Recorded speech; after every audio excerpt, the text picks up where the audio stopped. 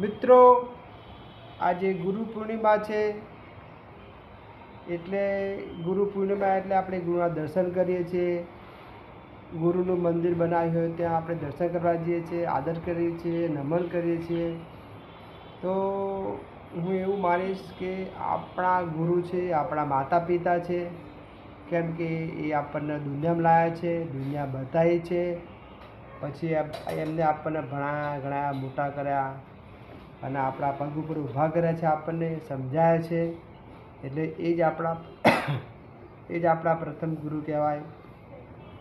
એટલે બીજા કોઈ દુનિયાના કોઈ ગુરુ નહીં. માતા પિતા પહેલાં ગુરુ, બીજા પછી ગુરુ. એમ હું એવું નથી કહેતો કે આપણા ગુરુ કોઈ નથી. આપણા ગુરુ હોય પણ માતા પિતા પહેલાં આપણા ગુરુ કહેવાય. એટલે બાળકો હોય, આપણા જે નાના બાળકો હોય, દીકરીઓ હોય, બધાને સમજાવવાનું કે માતા પિતા પહેલાં ગુરુ કરાય, એમનું નમન કરો, એમને વંદન કરો, એમને પગે લાગો, તો એ તમારે સારું થશે. એમની દુઆ મળશે. તો જય માતાજી, જય મુગલમાં.